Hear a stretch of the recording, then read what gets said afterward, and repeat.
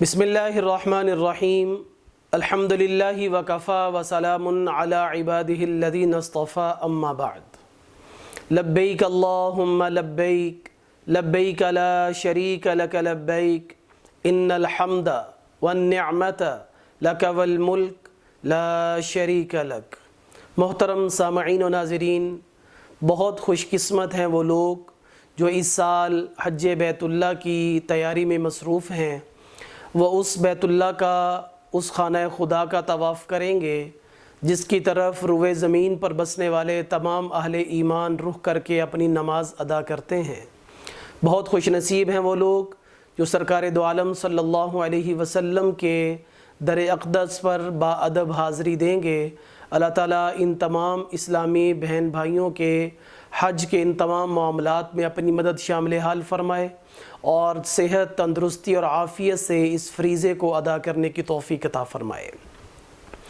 یقیناً حج پر جانے والے حضرات اپنے دیگر انتظامات اور دوسری تیاری کے اندر مصروف ہوں گے۔ ان آپ کی تیاریوں کے اندر توجہ کروانی ہے اس بات کی طرف کہ یہ میری اور آپ کی ظاہری تیاری کے ساتھ ساتھ میں اور آپ اللہ کے گھر میں جب جائیں تو ہم باطنی تیاری بھی کر چکے ہوں۔ باطنی تیاری کے لیے دو چیزیں ہیں کہ میں اور آپ دو طرح کے حقوق کے ساتھ زندگی گزار رہے ہیں۔ ایک حقوق اللہ ہے اور ایک حقوق العباد ہے۔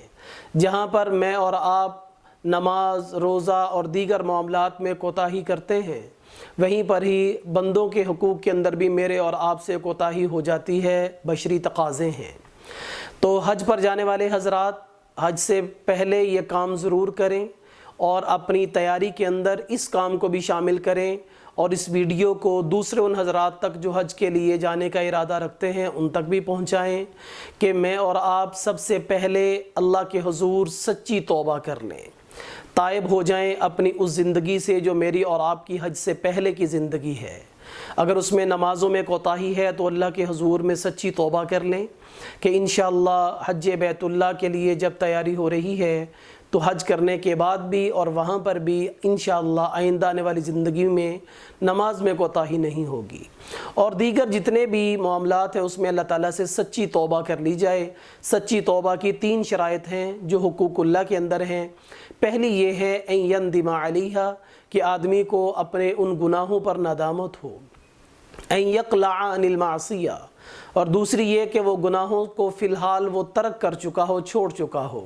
اور تیسری یہ ہے کہ ان یعزم اللہ یعود الیہا، کہ وہ توبہ کرتے وقت یہ پختہ اور عزم مصمم کرے کہ آئندہ انشاءاللہ اس گناہ میں مبتلا نہیں ہوگا۔ تو اس سے اللہ تعالیٰ حقوق اللہ کے جتنے گناہ ہوتے ہیں ان کو معاف فرما دیتے ہیں۔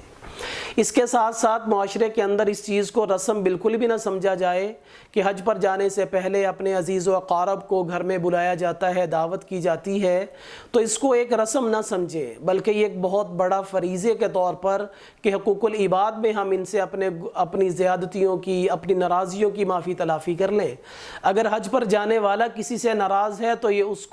اس سے راضی ہو جائے، اور اگر کوئی اس سے ناراض ہے تو یہ اس کو راضی کر لے۔ تو سچی توبہ حقوق العباد میں جو ہوتی ہے اس میں تین حقوق اللہ کی شرائط کے ساتھ ساتھ چوتھی شرط یہ ہے کہ اگر کوئی حق کا معاملہ ہو، صاحب حق کو کوئی حق مالی ادا کرنا ہو تو وہ مالی حق اس کو ادا کر دیا جائے۔ اگر قرض کے معاملات ہیں تو قرض جن کو دینا ہے ان سے یا قرض ادا کرنے کی صورتحال بنائی جائے، یا ان سے معافی کروائی جائے، یا اس کا معاملہ اچھے طریقے سے سلجھا لیا جائے۔ اور اسی طرح اگر کسی کو میری طرف سے یا کسی حج کرنے والے کی طرف سے کوئی تکلیف پہنچی ہو تو اس سے بھی سچے دل سے معافی مانگ لے کہ یہ اتنا عظیم سفر ہے کہ جو اللہ نے پوری زندگی میں صرف ایک مرتبہ فرض کیا ہے۔ تو اگر ہم اس تیاری کے ساتھ، اپنی ظاہری تیاری کے ساتھ اپنی یہ باطنی تیاری حقوق اللہ میں اور حقوق العباد میں توبہ کر کے بھی کر لیں گے تو انشاءاللہ میرے اور آپ کا یہ حج بیت اللہ کا سفر بہت قیمتی بن جائے گا۔ اور اس میل جول کو، اس دعوت کو ایک رسم نہ سمجھیں، بلکہ حاجی لوگ اس بات کا عزم کریں کہ جس طرح حج پر جانے سے پہلے یہ اپنے پیاروں سے، اپنے تعلق والوں سے